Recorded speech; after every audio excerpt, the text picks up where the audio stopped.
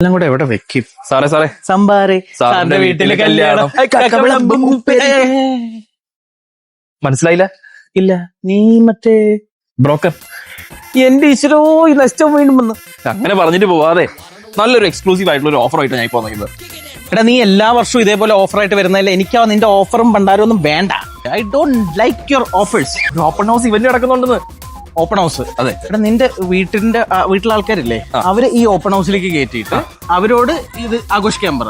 വെറുതെ വഴി കൂടെ പോകുന്ന എന്നെ ഇടയ്ക്കിടയ്ക്ക് ഇത് ശല്യം ചെയ്യരുത് പ്ലീസ്. സാറേനല്ലേ എന്റെ അടുത്ത് ചോദിച്ചു കാണുന്നത് ഇങ്ങനെ നല്ല പ്രൈസിന് അപ്പാർട്ട്മെന്റ് ഉണ്ടോ, നല്ല പേയ്മെന്റ് പ്ലാൻ ഉണ്ടോ? ചോദിച്ചിരുന്നു. പക്ഷെ നീ തരുന്ന എന്താ? Studio 6 lakh, 1 bedroom 1 million.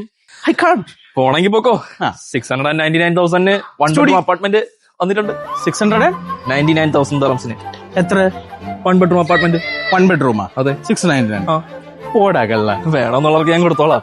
നീ അവിടെ നിക്ക്, എവിടെ പോകും? എപ്പോഴാണ് ഇവന്റ്?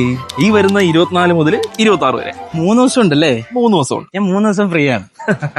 പക്ഷെ എന്താന്നറിയോടാ, എനിക്ക് നിന്നെ കാണുമ്പോ എനിക്ക് പ്രോപ്പർട്ടി എടുക്കാൻ തോന്നുന്നില്ല. അതെന്താ?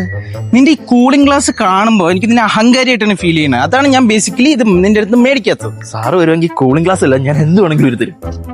ഓക്കെ, അങ്ങനെയാണെങ്കിൽ സ്ലോട്ട് ഫിക്സ് ചെയ്തോളൂ. I am coming. ഓ, പിന്നെന്താ? നമ്മൾ നേരത്തെ പാടിക്കൊണ്ടിരുന്നത് സാറ് സാറേ സാമ്പാറേ സാറിന്റെ വീട്ടിലെ കല്യാണം.